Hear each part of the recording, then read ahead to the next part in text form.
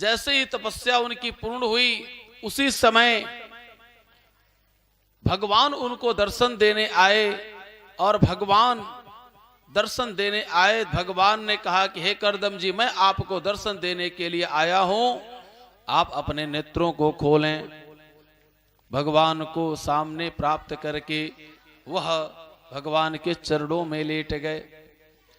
भगवान ने कहा कि हे कर्दम जी, आप किस निमित्त इतने लंबे समय तक आप तपस्या किए हैं, जिस निमित्त जो आपका उद्देश्य है आप वह वरदान मांगे, मैं आपको वरदान देने के लिए तैयार हूं। कर्दम ऋषि ने कहा कि मेरा विवाह हो जावे।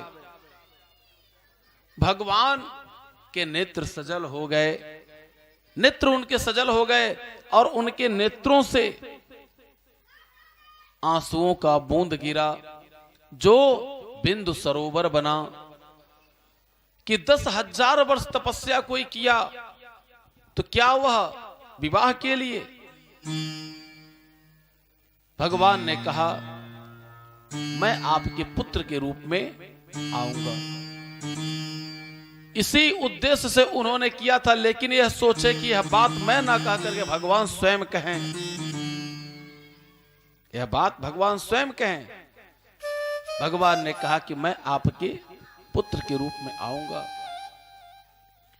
भगवान ने कहा आज के तीसरे दिन महाराज मनु अपनी पुत्री को लेकर के शत्रुपा के साथ आएंगे और आपका विवाह हो जाएगा।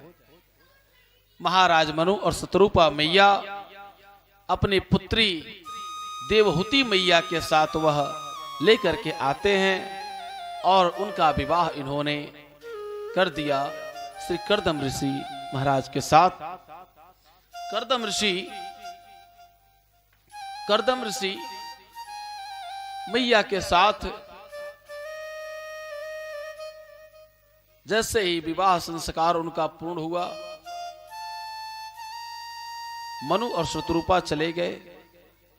एक छोटी सी कुटी है, उस छोटी सी कुटी में, उस कुटी में थोड़ी सी जगह चींटियों के लिए, थोड़ी सी जगह चींटा के लिए, थोड़े थोड़े जगह पक्षियों के लिए मैया हाथ जोड़ी खड़ी है। पूछ रही है देवहूति मैया, महाराज अरे हम लोगों के लिए भी जगह? उन्होंने कहा कि हाँ है ना, ये 2 बाई 2 की जगह छोटी सी है ना। उन्होंने कहा कि मैं जितने में बैठ जाऊं आसन लगा करके। उन्होंने कहा बस इतना ही हमारे लिए जगह है। अब पुनः वह अपने ध्यान में हो गए, पूजा लगे करने, अपना पाठ लगे करने, अपना जो तपस्या था करने लगे। वह भूल गए कि हमारा विवाह हुआ है। देवहूति मैया नित्य क्या करती? वह पूजा के लिए फूल लाती और आसन लगाती, उनके बर्तनों को धुलती, भगवान के स्थान पर वहां पर बुहारा करती। यह 1-2 वर्ष तक नहीं,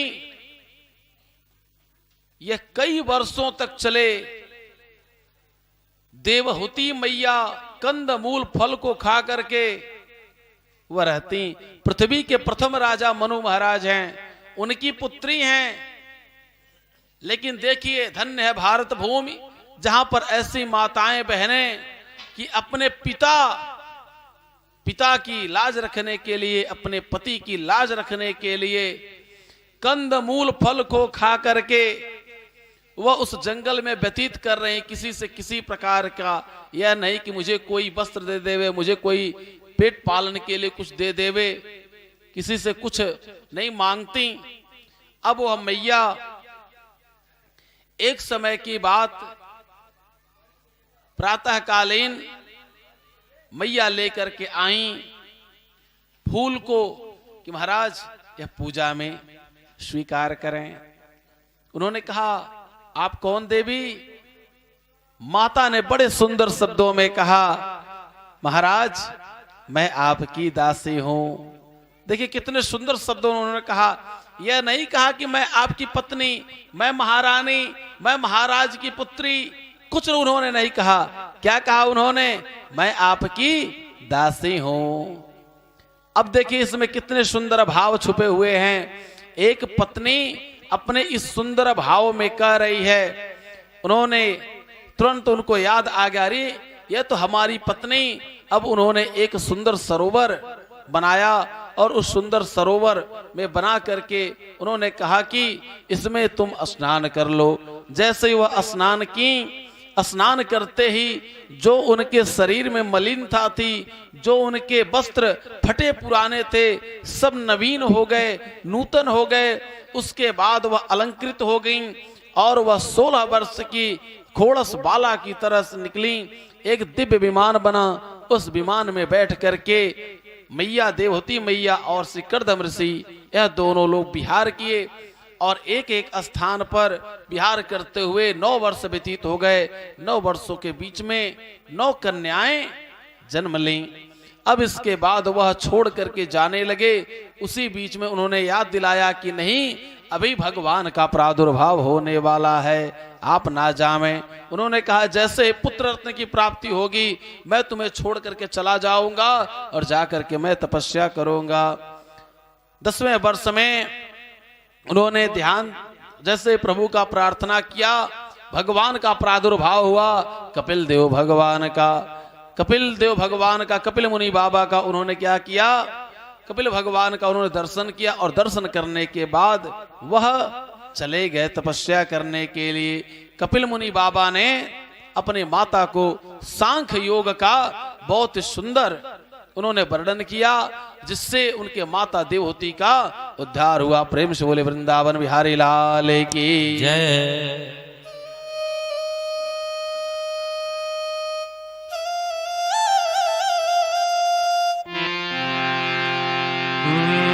तूने अजब रचा भगवान खिलौना माटी का, तूने अजब रचा भगवान खिलौना माटी का, तूने अजब रचा भगवान खिलौना माटी का, तूने भगवान खिलौना माटी का रे माटी का, माटी का रे माटी का, तूने अजब रचा भगवान खिलौना माटी का।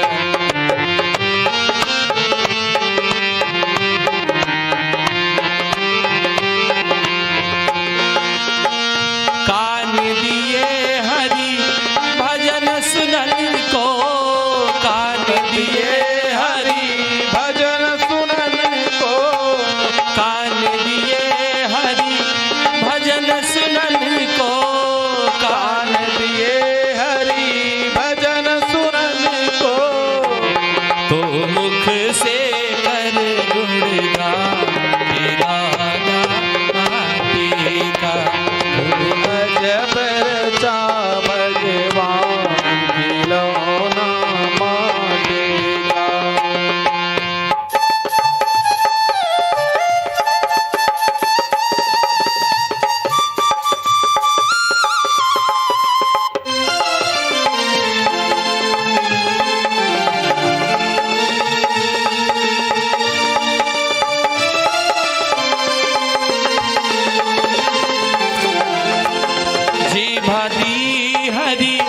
भजन करन को, जीवाजी हरि भजन करन को, जीवाजी हरि भजन करन को, जीवाजी हरि भजन करन को, जीवाजी हरि भजन करन को, दी आखे कर पहचान खिलौना माटी का, तूने अजब रचा भगवान खिलौना माटी का।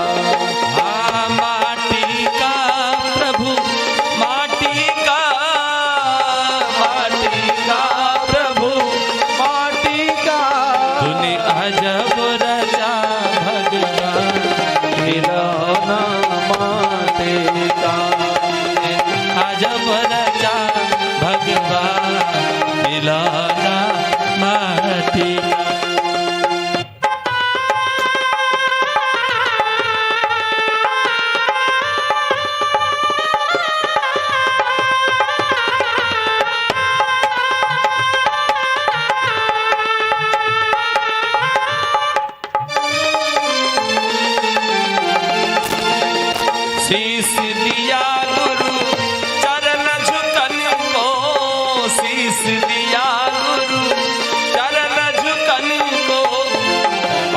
हाथ दिए करदा खिलौना माटी का, अरे हाथ दिए करदा खिलौना चा भगवान खिलौना माटी का।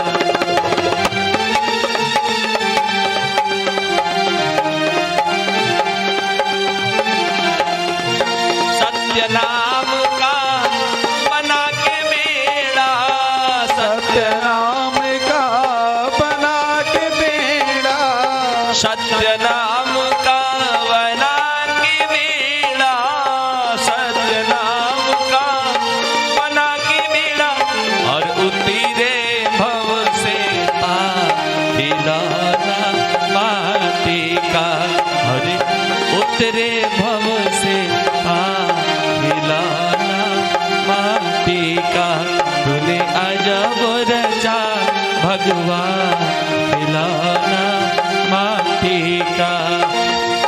माटी का रे माटी का, माटी का रे माटी का, तूने अजब रचा भगवान खिलौना माटी का, तूने अजब रचा भगवान खिलौना माटी का, तूने अजब रचा।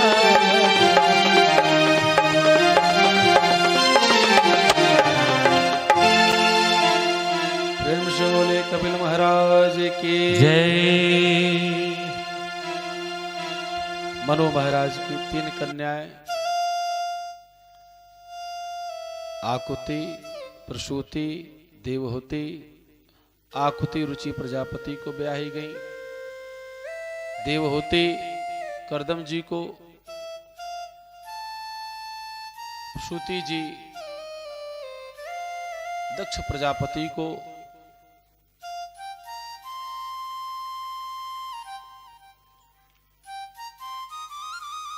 दक्ष प्रजापति जो जैसे आज के समय में राष्ट्रपति हैं, ऐसे ही उस समय प्रजा के मालिक बनाए गए थे, प्रजा के पति बनाए गए थे दक्ष। दक्ष प्रजापति श्रूयतां ब्रह्मर्षयो में सहदेवा सहाग्नयः साधूनां ब्रुवतो वृन्त नाज्ञानानां च मत्सरात्।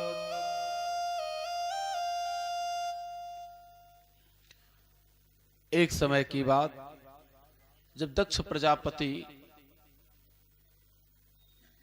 एक सभा में मुख्य अतिथि के रूप में दक्ष प्रजापति को बुलाया गया। उस सभा के मुख्य अतिथि दक्ष प्रजापति जी थे। उसमें सभी लोग आए,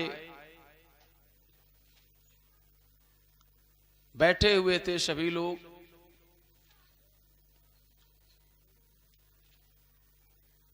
दक्ष प्रजापति जब आए, सभी लोगों ने उठ करके उनको प्रणाम किया, लेकिन भगवान भोलेनाथ जो थे, यह दक्ष प्रजापति को यह प्रणाम किए, लेकिन प्रणाम करने का इनका तरीका दूसरा था। भगवान को प्रणाम करते हुए अपने स्थान से बैठे बैठे प्रणाम किया। जो देहाभिमानी होता है वह शरीर को ही केवल मानता है। जो शरीर का अभिमानी होता है कि काहे वह दौड़ करके हमारे चरणों में लेट नहीं गए, क्यों वह जो है, तो देहाभिमानी जो होता है वह केवल शरीर को ही महत्व देता है। और जो संत होते हैं वह हृदय की वास्तविकता को देखते हैं। जैसे माता पिता का महत्व किससे है? बच्चों से। जब तक बच्चे ना होवे तब तक माता पिता नहीं कहे जाएंगे, दंपत्ति ही कहे जाएंगे, दंपत्ति कहे जाएंगे। और जब बच्चे हो गए तब वो कहे जाएंगे कि यह जो है राम जी के पिता हैं, यह कृष्ण जी के पिता हैं, यह फलाने बाबू की है, पापा है, उनकी मम्मी है, उनकी यह है। और जब तक बच्चे नहीं हैं तब तक वो कुछ भी कह डालें, लेकिन उनको यह नहीं कहा जाएगा कि यह उनकी माता पिता, यही कहेंगे यह लोग पति पत्नी दंपत्ति हैं। अब यह देहाभिमानी जो था दक्ष प्रजापति, भगवान भोलेनाथ को देख करके इसका क्रोध बढ़ गया कि यह मुझे प्रणाम नहीं किया। देहाभिमानी था। भगवान भोलेनाथ को उसने कटु वचन कहा, नहीं को अस जनमा जग माही, नहीं को अस जनमा जग माही, प्रभुता पाई जाहे मद नाही। ऐसा कोई नहीं है जिसको प्रभुता पा जावे। प्रभुता मतलब पद, किसी पद को पा करके उसके अंदर अहंकार ना आ जावे। अब वह प्रजापति हो गया था, उसको अहंकार हो गया। भगवान भोलेनाथ को अटपटी वचनों को कहने लगा, यदाभिषिक्तो दक्षस्तो ब्राह्मणा परमेष्ठिना, प्रजापतीनां सर्वे समाधिपते स्यो अभवतः।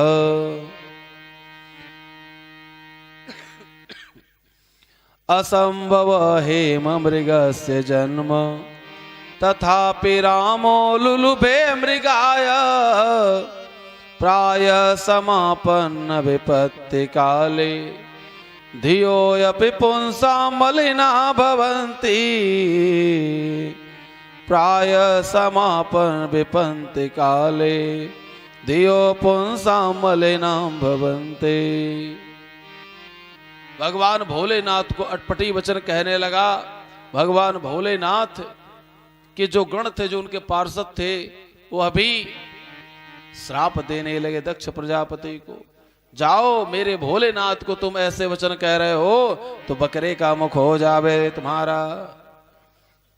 अब वह सब क्या कह रहे हैं कि जो इस शंकर का जो पूजा करे वो पाखंडी हो जावे।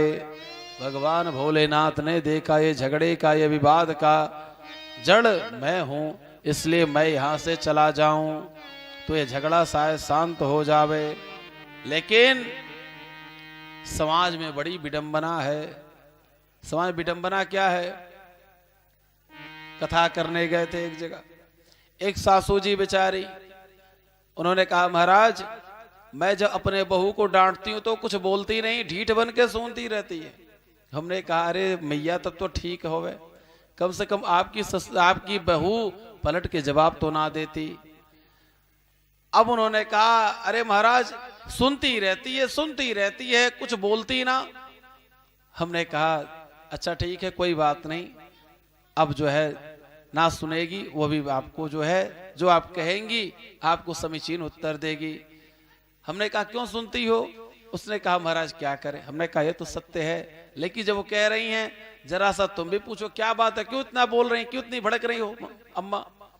अब उसने जो है जब सासू जी डांटी, उसने कहा अरे अम्मा इतने दिनों से तुम बोलती रहती हो, थोड़ा सा तुम तो कुछ अपनी जुबान पे लगाम लगाओ। अब हुआ हंगामा घर में। अरे महाराज पलट के जवाब देती है। तो यह संसार ऐसा है कि यदि आप चुप हो जावे, कोई बोलता रहे, आप चुप हो जावे उसके सम्मान बस अरे ढीठ बन करके सुनते रहते हैं, और आपने पलट के जवाब दे दिया या जवाब देते हैं ये अच्छे नहीं है। तो इधर से भी नहीं भगवान भोलेनाथ ने क्या किया, वह सोचे कि यह झगड़े का जड़ मैं ही हूं, इसलिए यहां से मैं चला जाऊं ताकि झगड़ा शांत हो जावे। भगवान चले गए, लेकिन दक्ष प्रजापति के मन को संतोष नहीं हुआ। उसने मन ही मन विचार किया कि अभी बदला पूरा नहीं हुआ। उसने अपने घर पर एक यज्ञ का आयोजन रखा, उसमें सबको बुलाया, लेकिन भगवान भोलेनाथ को नहीं बुलाया। अब भगवान भोलेनाथ ने क्या किया, वह तो राम जी के अनन्य भक्त हैं। राम जी का वह सदैव गुणगान करते, उनको स्मरण करते, मनन करते, चिंतन करते। अब भगवान भोलेनाथ वह स्मरण कर रहे हैं। उसी समय विमानों की झड़ी लग गई कैलाश पर्वत होते हुए।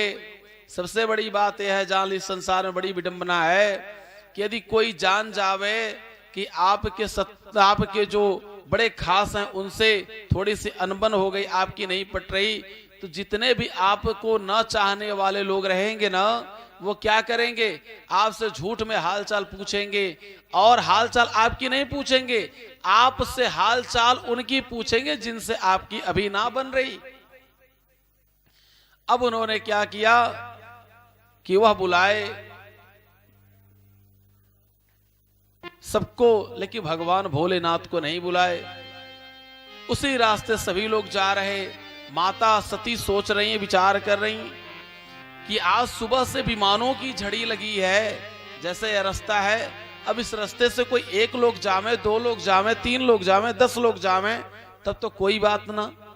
लेकिन सैकड़ों लोग सुबह से लेकर शाम तक जावे, हजारों की संख्या में जाने लगे, तो सभी लोग विचार करेंगे कि आज क्या बात है भाई, इस रास्ते से इतने लोग जा रहे हैं और इसी में बगल के एक घर को ना कोई बुलावे और सभी लोग जा रहे हों, तो बगल वाला सोचेगा कि भाई हमसे क्या गलती हो गई। लेकिन भोलेनाथ तो सब कुछ जान रहे हैं। अब माता सती आई।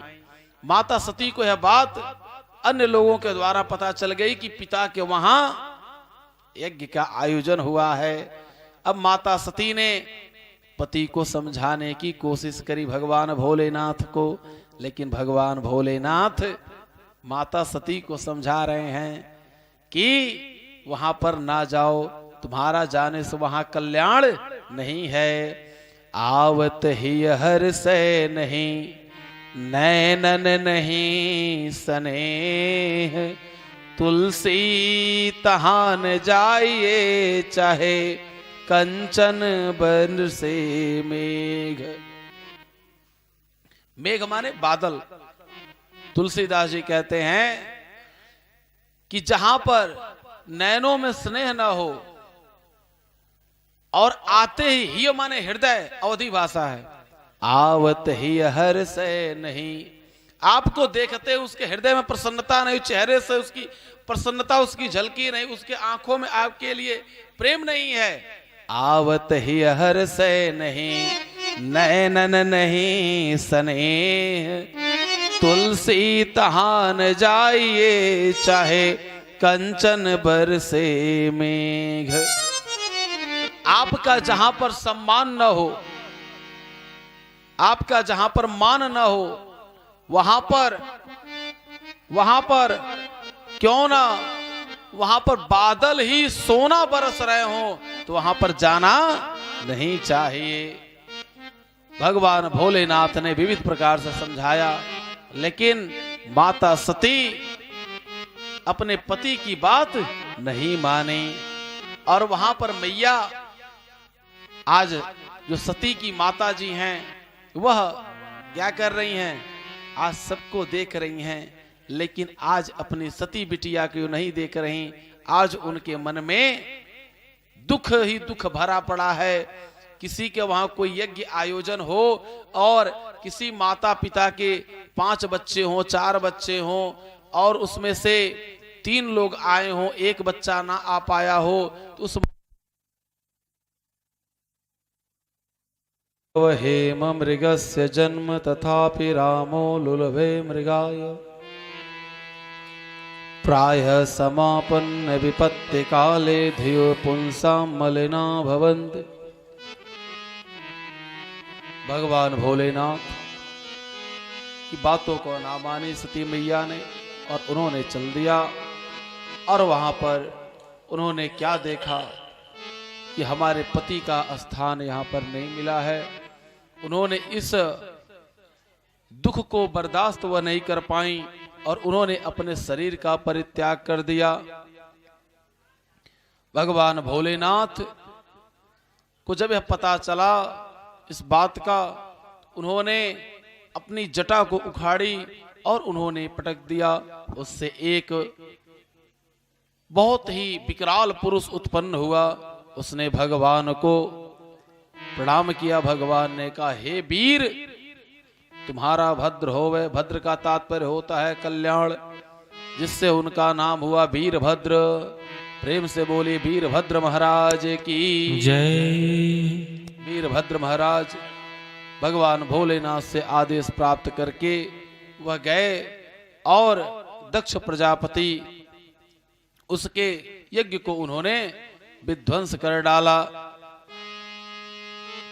अब यह हुआ कि यज्ञ बीच में छूट रही है। यज्ञ यदि नहीं पूरी होगी तो इससे बहुत बड़ा संसार का नुकसान होगा। अब सभी लोग ब्रह्मा जी के पास गए। ब्रह्मा जी भगवान भोलेनाथ के पास गए। वहां पर देखे कि वहां पर भगवान भोलेनाथ के पास नंदी भृंगी, वहां ऐसी उनका दरबार उनका सजा हुआ है भगवान भोलेनाथ का। और भगवान भोलेनाथ राम जी की कथा कह रहे हैं और भगवान प्रसन्न मन से हैं। भगवान का दरबार कैसा है? अजब दरबार है। प्रेम से बोली भोलेनाथ भगवान की जय। अजब है भोलेनाथ ये दरबार तुम्हारा, दरबार तुम्हारा। अजब है भोलेनाथ ये दरबार तुम्हारा, दरबार तुम्हारा। अजब है भोलेनाथ ये दरबार तुम्हारा, दरबार तुम्हारा। अजब है भोलेनाथ ये दरबार तुम्हारा, दरबार तुम्हारा। भूत प्रेत नित करे चाकिरी, भूत प्रेत नित करे चाकिरी, सबका यहाँ गुजारा। अजब है भोलेनाथ दरबार तुम्हारा, दरबार तुम्हारा। अजब है भोलेनाथ ये दरबार तुम्हारा, दरबार तुम्हारा।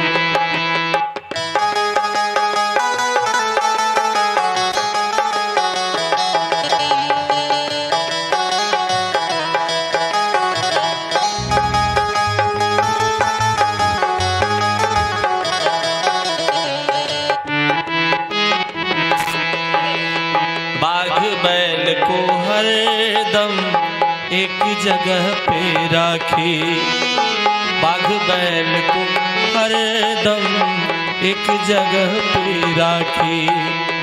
कभी न एक दूजे को बुरी नजर से ताकी, कभी न एक दूजे को बुरी नजर से ताकी। कहीं और नहीं देखा हमने, कहीं और नहीं देखा हमने ऐसा गजब नजारा। अजब है भोलेनाथ ये दरबार तुम्हारा, दरबार तुम्हारा। अजब है भोलेनाथ दरबार ये तुम्हारा, दरबार तुम्हारा। अजब है भोलेनाथ ये दरबार तुम्हारा, दरबार तुम्हारा।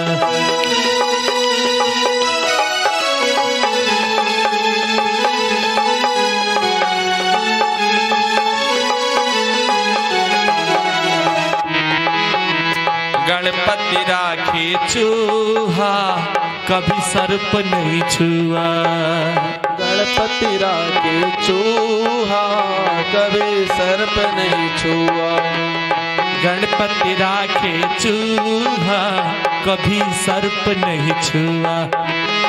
भोले सर्प लटकाए, कार्तिक मोर नचाए।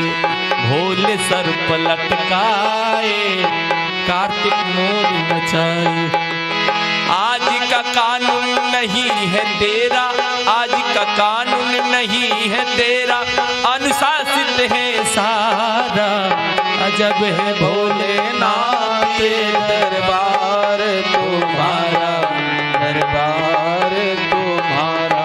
ओम नमः शिवाय, ओम नमः शिवाय, हर हर भोले नमः शिवाय, ओम नमः शिवाय, ओम नमः शिवाय, बम बम भोले नमः शिवाय। ओम नमः शिवाय, ओम नमः शिवाय, हर हर भोले नमः शिवाय, नमः शिवाय, ओम नमः शिवाय, हर हर भोले नमः शिवाय। अजब है भोलेनाथ ये दरबार तुम्हारा, दरबार तुम्हारा। ओ गजब है भोलेनाथ ये दरबार तुम्हारा, दरबार तुम्हारा। ओ भूत प्रेत नित्य करे चाकरी, भूत प्रेत नित्य करे चाकरी, हाँ भूत प्रेत नित्य करे चाकरी, सबका यहाँ गुजारा।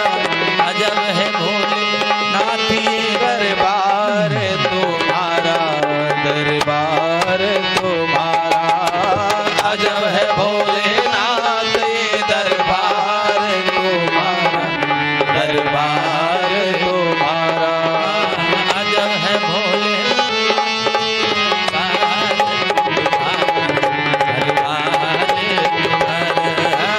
अजब है भोले दरबार। प्रेम से बोले भूत भावन भगवान भोलेनाथ की जय। यज्ञ विध्वंस जाए तिन कीना, सकल सुरन विधिवत फल दीना। भगवान भोलेनाथ ने मन में विचार किया कि सभी देवता आए हुए हैं और सबकी मनोरथों को सिद्ध में करना मेरा धर्म है। भगवान ने सबके मनोरथों को सिद्ध किया। पुनः जाकर के उन्होंने उस दक्ष प्रजापति जो अभिमानी था उसके सिर को उन्होंने बकरे के सिर से जोड़ा। अब वह बकरे के सिर को प्राप्त करके वह भगवान की स्तुति करना चाह रहे हैं, लेकिन बम बम बम की आवाज हो रही है। भगवान ने जैसे ही हाथ उनके सर पर फेरा, उनको बोलने की शक्ति आ गई। अब वह रोने लगे कि प्रभु मुझसे बहुत बड़ा अपराध हुआ, मैं समझ नहीं पाया। शिव नाम ही कल्याणकारी है, शिव शब्द ही कल्याणकारी है। भगवान भोलेनाथ अनंत हैं, अखंड हैं, अभेद हैं, अछेद हैं, अविनाशी हैं, अजन्मा हैं। भगवान भोलेनाथ सबको देव कहा जाता है, लेकिन भगवान भोलेनाथ को हर हर महादेव कहा जाता है। क्यों? क्योंकि भगवान भोलेनाथ, देखिए भगवान भोलेनाथ के परिवार में, भगवान भोलेनाथ के एक परिवार ऐसा है। आप देखिए भगवान भोलेनाथ के गले में क्या रहता है? सांप। और गणेश भैया की सवारी क्या है? चूहा।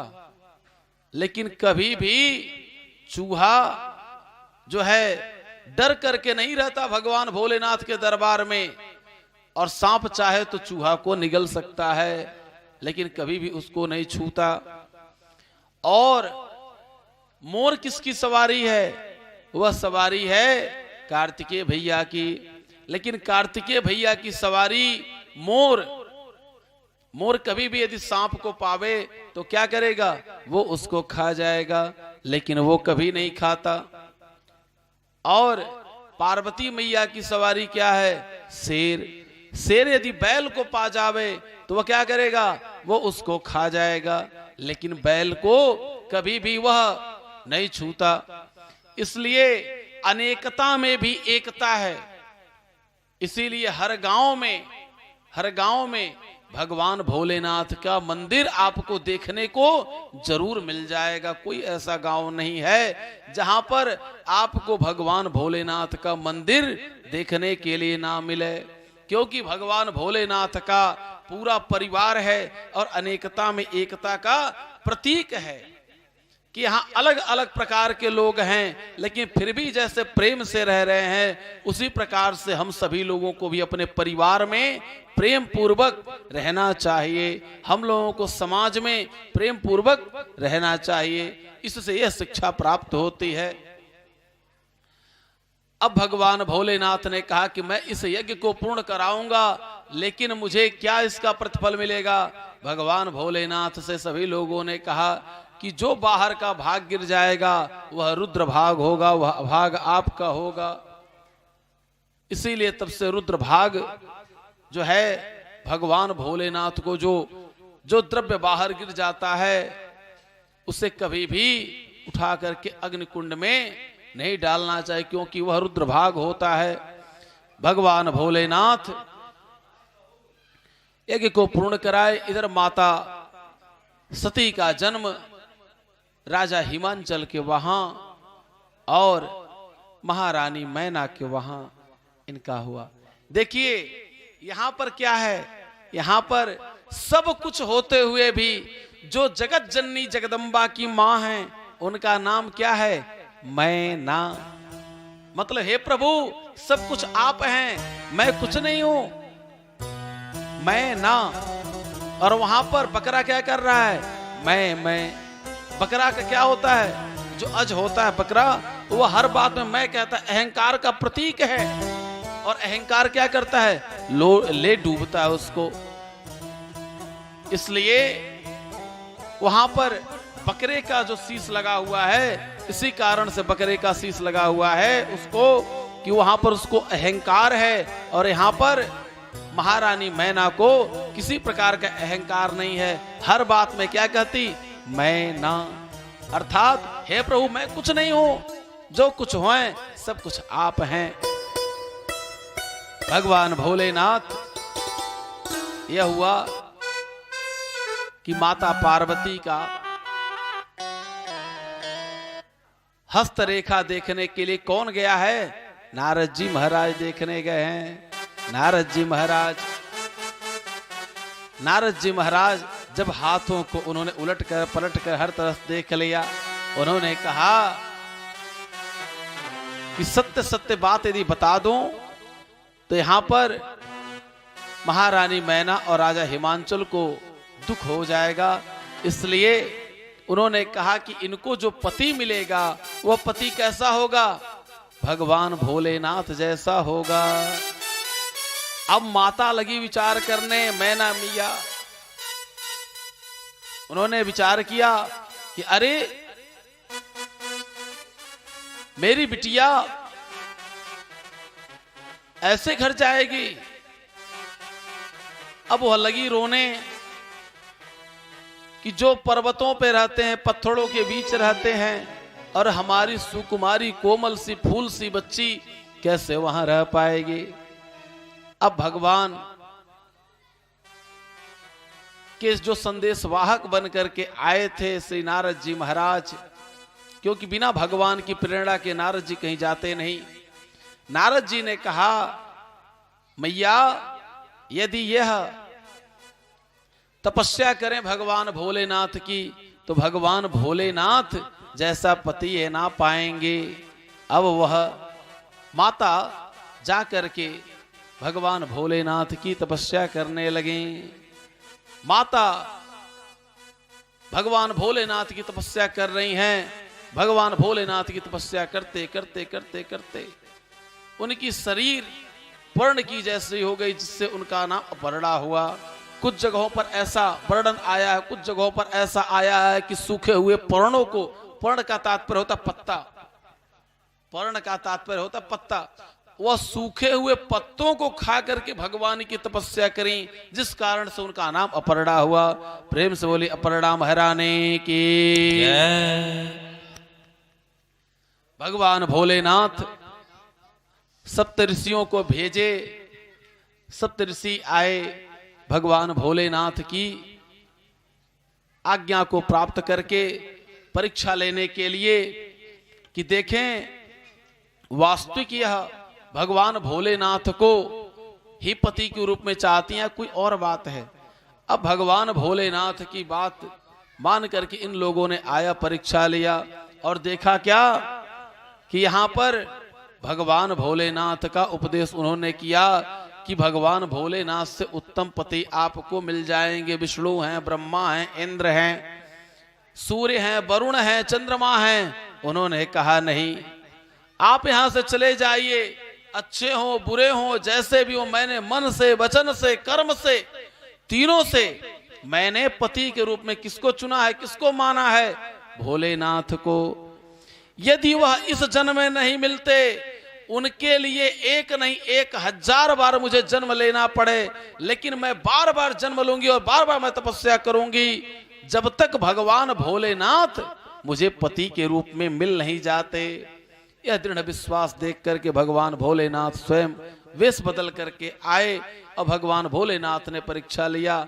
माता परीक्षा में पास हुई, भगवान भोलेनाथ भी वापस चले गए। अब यह बात